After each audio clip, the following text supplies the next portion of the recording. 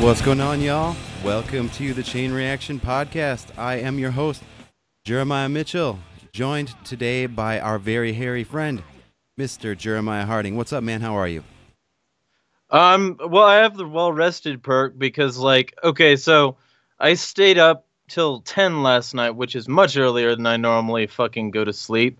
But, Right? but I thought that I could stay asleep and I couldn't. So I fucking woke up at like 1-ish and started to play phone games and didn't get to sleep until like 2:30. And so I Love phone basically, games. yeah. And well, because I thought that it would tire me out enough to sleep, and it did, but only after like getting me wired to do like a fucking phone game. So it didn't actually help in the direction that I was hoping it did. I just needed to like breathe or something. But Yeah. I woke up at 12, so like I have 2 hours of energy. I understand you don't though. No, no, I don't. I've been getting, this is like, it was like 3 months ago when was so grateful that I hadn't been sick in forever. And I was thinking, man, I can't even remember the last time I've been sick. Now I've been sick twice in the last few months, which I'm sure it's just a coincidence, but it happens to come soon after I started smoking again over my recent illnesses. But there's no way that smoking has a negative effect on the immune system, right? Oh, No, nah. no, Well, yeah. neither does having a kid.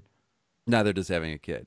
Yeah, even when I was exhausted with him, though, I still wasn't sick. I was just super fucking tired. couldn't Yeah. I couldn't think. I would have rather been sick, probably, Mm. depending on the illness. Um, but yeah, your sleep schedule sounds a little bit like my son's, or at least what you did last night. He goes to sleep at 10, and we think, oh, this is probably a nap, and it was.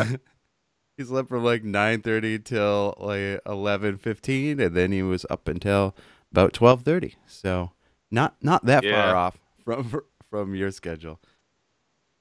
Yeah, well, and I really did I was fucking tired because last night I got called a fed by this guy on Twitter because I didn't fucking agree with him and his particular approach to whatever. Maybe I'll talk about that a little bit later, but you know, as I understand, you've got part of the evidence of Stefan Molyneux's slip into nationalism. I do. I just realized you are not actually going to be able to see the video, which I forgot that that's a thing we can't do. Because it'll Oh, well, just be that's on the fine. stream. Um, But yeah, I think FYI, I think today's going to be a little bit shorter of an episode, so I can spend time laying on the ground in misery instead of doing a podcast misery. But yeah, so I saw a video every once in a while. I was linked to it by a friend. I think it's Brian Boring on Google Plus. I can't remember who posted it because I don't normally watch Stefan Molyneux videos anymore. But he used to be pretty influential in my philosophy reasoning, and was someone whose videos I would share periodically and whose ideas I would share periodically because I thought that they were important and worthwhile. And if you look back at some of his old videos, they actually still are. But I'm very hesitant about ever pointing anyone to him these days, and I doubt that I will. And this video is Exhibit A, and I'm hoping that Harding remembers enough that we can talk about it a little bit. So here you go. Let me just transition into this real quick. I want to share why I was wrong and what I was wrong about. And I'm going to cite some data in this. I decided not to do a PowerPoint. I thought a conversation would be better. I really look forward to your feedback. I'll put the links to the data-driven presentations I've done on all of this material below. So, in the past, I had great scorn for borders, imaginary lines, and so on. And although I also said that if you have a welfare state, you have to have borders, in the same way that if you have something of great value, you need to build something around it to keep it safe. And so I do, understand that sort of recognize that I had that in the past. But the nation state is something that I have grown much more comfortable with and even admiring of. And of course, the nation state must be evaluated not next to some paradise, but compared to this sort of globalism, open borders, mass migration, the welfare state being preyed upon by people from other countries, other cultures, other religions, other hemispheres. And so the nation state compared to what is always the philosophical question. You know, it's an apocryphal story, I think, but someone went up to a philosophy professor once and said, "How's your wife?" And he said, "Compared to what?" And that, of course, is always the essential question, compared to what? Is the nation state preferable to globalism? Is it something that is more sustainable than globalism? Is it a pocket where freedom can exist, which globalism will undermine and destroy? We'd all love to live. All right, I think that's all I want to show. Let me transition our video back. Harding, can you move around? I want to see if you're still moving. You're not. Do you want to connect or disconnect and reconnect? If you're still there. I'm still here. I got it moving. I think I got it moving again. Nope. It might just be OSB effing up. If I go to your Skype, then it looks like you're moving. Okay, I think we're good now. Sorry, audio listeners, or you're welcome. So I don't know how much you remember from that video, but he talks about how he used to be against borders, calling them imaginary lines and whatnot, and used to be very critical of the nation state. But now, as he gets older and has a child and learns about IQ, sees the world for what it truly is, then now he sees the nation state as something that is admirable and preferable to globalism, and a place where people can have pockets of freedom away from the immigrants. Essentially, that's what his argument is. And to be fair, I just played the intro to his video, and he has arguments further on in the video, and I'm not trying to say that these are his only arguments or mischaracterize them. I'm not even going to get into them, but he hits on some really interesting and what to me is a really stupid thing. He talks about there being this choice between having in this world that we live in, because we're dealing with reality now, between the nation state and globalism, as if that is a binary to choose. But the flaw in his logic goes far deeper than that. It's not very evidence-based. Now, what or who or which organization, organizations are the cause of globalism? Which organizations are creating a giant migrant crisis? Which organizations are destroying mass portions of the world and homes and economies and any sort of stability that they had, and making people really pissed off and helping to exacerbate violent pockets in a culture and expand them? And really, when you do violence to a culture over decades, they do tend to get more violent, and they do tend to have more hatred in their heart toward the people and the culture, because they're burdened by collectivist thinking as well. That is doing this to them, that is causing these problems. But he points to the nation state as the solution to globalism. I'm going to keep ranting, Harding, so if you want to interrupt me, please do. I'd like to comment on anything I said right now. No, we good? I'm keeping mental notes. Okay. Once you're done, I'll give my rant on this. Okay, I have no idea when I'm done, so if you hear a long pause, just jump right in. Who created the UN?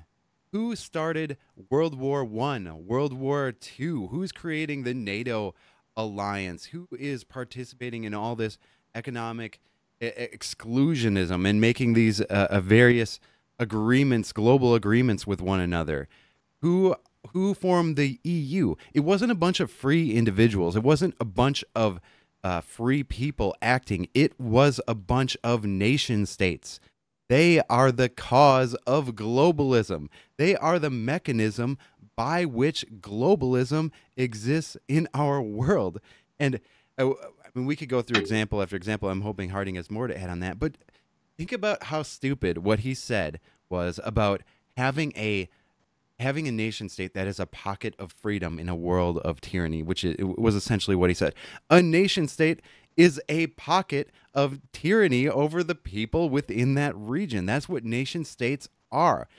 Tyranny is the initiation of force on peaceful people in order to exercise ownership over their body, property, and relationships, and all nation states exist through that behavior. Yeah, you can make some that start out a little smaller than others and have a little less of that at first. But as we all know, as Steph has argued quite well in the past, the more free your nation state, the more successful it will be economically, and the more parasites it will attract, and the larger government will grow in that area. And if you start out by creating a mechanism that makes has like a perceived legitimacy or makes aggression legal, that will be used as to violate the freedom of others. Go, Ninja. Yeah, well, and like, so let's say you create this pocket of freedom, but you don't have a citizenship that respects that pocket of freedom. Let's say, allowing for this sliding scale of freedom bullshit, which is total bullshit. The economic freedom index and the freedom indexes in general are just ways for one country to brag about how much more they have and not discuss where they got it from. But beyond that, like, let's say you have this pocket of freedom, but you don't have an informed people being the people that operate it, being the people that live there and vote their freedom in. Let's say you got that. Well, those people will inevitably breed, and they'll inevitably stop thinking about shit because they have a government to delegate all their responsibilities to, which is what it's really for. And they'll eventually get to the point where they're so comfortable they don't give a shit what society looks like. Because that's what we have now. The U.S. was theoretically a pocket of freedom at one point, yes, by Steph's standards, even though it fucking wasn't, and by any standards, it still existed as a British colony, which is why they quashed tax rebellions. But beyond that, the U.S. was a pocket of freedom, and now we have this. So the argument shouldn't be between, nationalism and globalism, because that ignores the very real possibility that both of those are necessarily concurrent, because it's much more benefit. You can't even have globalism without nationalism. It's really stupid. I mean, it can't exist without. I'm saying, like, you can't really have the other without the other either. Yeah. Because realistically, nationalism will always turn into business meetings, and those business meetings will try to find ways which, all parties involved still get, like, the most benefit from the transactions and interactions that they have. So, if you start to look at things, not as benevolent institutions doing the will of the people, if you start to look at these states as corporations and businesses working for the elites, then it becomes much clearer where globalism came from. It came from a desire to merge businesses for better access to the tax farm, and to merge business business interests. and to merge business interests in the interest of reducing friction during transactional periods. And that's exactly like, and the protectionism, the only reason anybody gives a fuck about North Korea is because North Korea happens to be one of the countries that theoretically didn't do what the US government wanted them to do, so they're sanctioned the fuck out.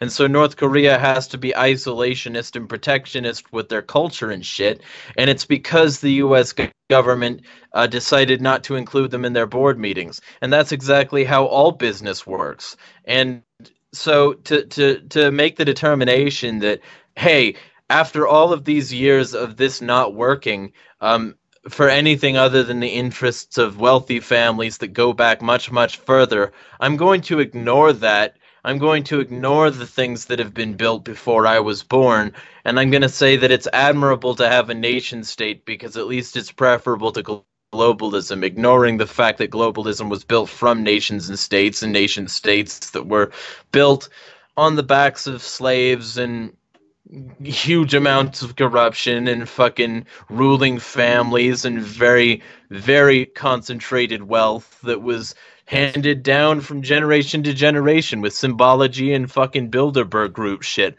But that's not, you know, fun to talk about. Yeah. But that's not fun to talk about. It's much more fun to say why I was wrong and humble brag about why I'm right now. You know, fucking... It's like it's like I was saying to the new audience that he's gaining. Really, what it's right. all about, I think, or as I believe someone in chat mentioned, it could be just lingering effects, latent effects of that brain tumor he had. Maybe it's come back. Maybe we're diagnosing him. The cancer is no longer in remission. It has gone full force over the last couple of years, all over that brain of his. Seriously, I do not wish him to die of brain cancer, but I don't know where his brain went in some ways, you know, because he used to talk so reasonably, in my opinion, and now he's ignoring, as we've been saying, ignoring the last. Globalism's been happening in increasing measure for many centuries, but if you look at the last century, the rapid rate of its you're right, for millennia, the rapid rate over the last century is insane. And what it sounds like, what it appears to be, again, I don't watch everything Steph puts out, and I'm not really interested in just going through and critiquing his videos all the time. He still puts out some worthwhile stuff to listen to, probably, but just on principle, not interested. So I'm not familiar with all of his arguments, but it does seem like he's ignoring the last century of nation-state enabled and nation-state driven globalism. He just pretends it doesn't exist. And the migrant crisis that exists, it's very, very real, and it's very, very tragic. And so much of it is driven by the foreign policy of a bunch of white people, really, if you want to make it racial. If you want to talk about the goodness or badness of different races, as he goes on the video to talk about how white men are for a smaller government. Yeah, and they're also for creating massive migrant crises in Syria, everybody's and in Libya, about and smaller Somalia, Yemen, right, Iraq. Everybody's about smaller government until it affects their bottom line. Then they're not for, you know, fucking well, white I'm still people for smaller are for government, smaller regardless of my bottom line. Well, right. I know what you're saying. But the idea of anybody in the modern day being for smaller government, who isn't for no government, is absurd, because the idea of government is to grow. It's to grow with the people and sometimes outpace them. And, you know, in doing so, govern the area, be the centralized force that people want. You know, that people claim we couldn't have roads and schools and infrastructure and fucking health clinics and fucking police forces without. And then, you know, everybody wants the government to shrink to their preferred size, but nobody can agree what that size is. You know, talk to two leftists. One of them wants universal gun bans. How will you do that? Oh, well, you'll talk to the cops. And one of them wants to arm the homeless. Oh, well, how will you do that? oh, well, I guess we'll have to go against the system. Well, gee, you should have thought of that before you empowered it. And then the right is all about fucking, pro-sex. And I'm just using guns because it's easy. Yeah. But then the right is all about, yeah, we should definitely have guns and, pro 2A. But then it comes down to it, and they think that there should be regulations on arms, and they think that only the government should have access to certain arms. And why is that? Oh, well, because we trust the government fundamentally. So like I said, everybody's for small government until it's time to do small government things. And realistically, the smallest governments will always grow to be the largest because they were started under the principle of doing what's right, following the people's will. And then once the people get comfortable with that, they can grow immeasurably, because guess what? The people will think it's in their interest whenever shit the government does goes wrong. They'll just think, oh yeah, well, it's the government. You got to accept a few bad things in order to get the good. So, I mean, this whole argument ignores, millennia of political, doings, and it ignores the fact that people fundamentally don't give a shit about any of it. So we need a fundamental revolution of consciousness before any revolution will work. But then just moving back to the unconscious fucking delegation of responsibility that is government, that's not going to change jack fucking shit. And it might end up worse than this pocket of freedom turned out to be. So fuck that. Fuck all that. Yeah. It also, one other thing he said in the video that I wanted to remark on in this brief time is he said compared to what? Now, one of the basic elements, of philosophy is what you're comparing A to, and he talks about the nation state being preferable to globalism, again, as if they're two really distinct things unrelated to one another, or as if the nation state flip, not a dice roll. Even taking that as a given being true, that the nation state, that there's a kind of nation state you can create that will prevent globalism. He talks about free market anarchism, anarcho-capitalism, as if it's some sort of utopian dream that can only, be realized through minarchism and through the creation of this pocket of freedom nation state, or by bringing a nation state back to freedom, as if the realistic option is to make a government more free, to shrink down a government so that it forms a minarchist state, or to form a minarchist state, as if that's like the real thinker's option, the realistic way that we can create a more free society, which is something that has never worked, and the only minarchist states that have been created have grown. I guess Liechtenstein might be a bit of a disproving of my thought. So maybe it sort of worked a little bit in one case, but going away from that, that's more utopian in my view, far more utopian than the notion of an anarcho-capitalist world, is that you're going to find a way to get together with people and create a brand new, I don't really know what he's thinking. If he's thinking we're going to create, I didn't look through the entire video, just like not 80% of it. I doubt he has an answer though. The notion that you're going to get together with people and create a free nation state is absurd.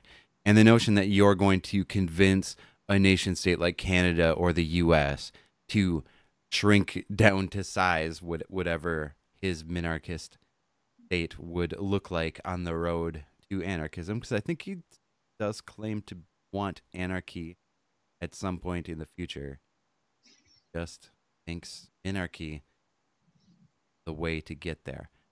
But he's clueless about that actually being a legitimate means or a realistic means at all in order to move in that direction. See, it's not a viable solution, because basically people don't want the government shrunk. Most people don't want the government shrunk. That's a point that I stress on Moment of Rage, which, y'all can catch that on Journalistic Revolution and IPM Nation on Wednesdays. But you know, people don't want the government to shrink. They want it to grow into their particular notion of what it should be. That's what they want. And so to ignore that, or to say that, you know, to have a solution that doesn't really consider that, that's, I mean, it ignores millennia of cultural precedent. It ignores biological evolution in terms of like people being tribalistic. It ignores um, how everything has developed, and he's calling us utopian. We don't want to shrink the state to a manageable size, because anarchists don't believe that the state has a manageable size, or we wouldn't care if it did, because it's still fundamentally evil. But Yeah. like beyond that, State always has ignore a manageable size, and it's always manageable by those in power in order to yes. get more power and more money. But beyond that, like you know, if you're gonna ignore culture, you might as well destroy it while you're there and fucking start over. I can respect any counterculture over somebody who claims that they can put the reins on it much more. Much more. Because if you're trying to put the reins on culture, you're basically saying that I know how to control billions of people. I know how to make these billions of people go counter to what they regularly do and what they've regularly done and what they've been indoctrinated to do and to have done, without removing the structure that has allowed them to flit about and fucking, you know, this limbo of, oh well, we definitely need one, but I don't like that it did that, you know, Yeah. this Well, I think delegation his of argument's responsibility bullshit. His argument's a bit different than that, because he doesn't argue about changing the culture of billions of people. No, but you're You know, gonna need to, is what I'm saying. well, his argument, you know, is no. All you need to do, Mr. Harding, is get all the white men together who like small government, and then form a nation with all the white men. I think That's the change of culture, though, because right now most white men don't want that to happen. well, I, I do wonder. I think he does link some evidence otherwise based on Pew Research. I would get, in my experience, I would guess on average, white men do favor smaller government than a lot of other categories of people, at least in the U.S. and at least in principle. That's what they would say. I mean, maybe, and then maybe like 59% of them are strong fist allies. Talking about the modern day, man, Strong. most people strong what allies? would You only cut favor out a little there. feminist allies. We're talking about like Yeah. the modern day, where it's much more preferable in a lot of ways, you know, to use his fucking verbiage. You know, it's much preferable to just go along with the system and try to be woke bay of 2019 than it is to, you know, give a shit about the size of government, because how heartless could you be, and how easily can I sneak my way into this woman's pants who's also woke, you know, or how can I also do well at this university or college system?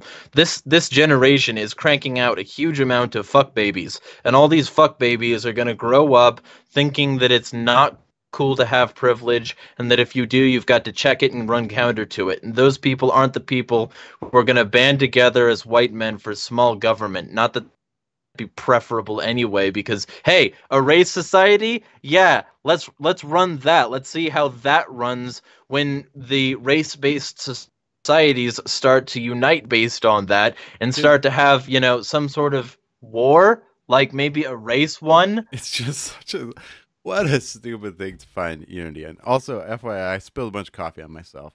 I don't know if people watching on video caught that. I know, I'm aware it happens. When I thought you were going to go a different direction with it when you started talking about white men wanting larger government. Now, I really hate talking about people as white men and talking about a category of people as white men, but that's what we talk about Stefan Molyneux and his present ideology. Sometimes you got to kind of get in, you know, this categorizing mindset. Plus, I'm sick, so I'm going to do it a little bit. So in my sort of culture, the region I'm in, the relationships I have with penis, melanin, disabled males, or I guess I said penis already. Many of them do claim to want smaller government, as Mr. Molyneux says. However, they want a bigger military, and they want more wars. So they want, not universal health care and more options for education, and they want more billions of dollars spent toward U.S. foreign policy idiocy, which, ironically, is the major cause of the major driving force behind globalism and the present migrant crisis that has been such an issue in Europe and the U.S. So they want small government, except for the things that are, the things that cause the very problems that Stefan Molyneux wants to use white males to solve. Well, right, but they're being used as pawns, just as everybody else is in somebody else's foreign policy, because they want smaller government here, and they don't give a fuck where else it is. Yeah. No, and yeah. Their level of compassion for other humans is quite low, and if people who are outside of their tribe, at least it tends to be. Patriotism, nationalism. What did you say when Mark Twain said? Give us the Mark Twain quote. It's like it's either Mark Twain or Albert Einstein, one of the two fucking people. Yeah. It's Einstein's nationalism is an infantile disease. It is an infantile disease. Most tribalism is an infantile disease. I kind of accept tribalism as a genetic part of human nature that might be something we just kind of always have and have to deal with. But what my experience as an anarchist has been is that you can, such tribalism can be redirected in ways that are beneficial instead of destructive. Like, you can form different sorts of tribes, not in a rational way, but you can actually form tribes around ethics and rationality. Like, you can associate with certain groups of people and have a preference for them because they're more logically and ethically consistent people, and not because of their skin color, not because of their nationality or what group of rulers happen to be over them in a geographic region, but for things that are far more substantive. And maybe it's not necessary at all, but I am confident at the very least that even if it is a necessity of human existence and something we'll always have to deal with, that it can be put toward good use, really. Right. Well, tribalism requires tribalization, and it's not your tribe isn't inherent in any other way than your family. Right. But so tribalization can occur, and it can help to get people on board with a certain idea, a certain cultural zeitgeist, and a certain type of living standard, a certain fucking understanding for other tribes. And I'm not saying that tribes are inherently bad. What I am saying is that tribalism has always been directed at separating people based on bullshit arbitrary factors like their race. And just saying that saying people that people who come from our side of the tracks are good, decent human beings, and people who come from the other side of the tracks are the shit heels that we should ban. The reason for all of our crime, the only people who rape our women, the only people who will accidentally shoot a gun that kills a girl, like the recent case with that I forget what her name was already, but like Jessica Steinley or something. Yeah, or Katie Steinley or something. like that. Yeah. I think it might be Katie. Yeah, yeah. Like you're saying, anytime you remove the individuality from an individual, it's problematic. Anytime you collectivize the in a group of individuals and treat all individuals as if they are part of this other collective, you not only de-individualize them. Well, you do that, but to de-individualize is to dehumanize the other person. You can't have these sorts of tribalist mentalities without demonizing humans. But you can, I think, form tribes based upon the valuing of the individuality of every person, which is, in some ways Right. what anarchists do, which is beautiful. Well, and then of course you can, split that over ideologies and make sure everybody feels represented, and then you've got agorists and ANCOMs and ANCAPs and fucking voluntarists and shit, and like all of these different factions of the same fundamental group of people who distrust authority. Yes. That's what I think is beautiful. But I'm obviously just in my naive state before I fucking accept the nation state as the beautiful and noble thing it is. This is yeah. Someday you'll grow up and learn to think more irrationally and ignore evidence of the way things function in the world and become more like former ANCAP friend. All right, man. I've about had it. Any last points you want to make? Sorry, any what? Any last points you want to make? I'm running out of juice.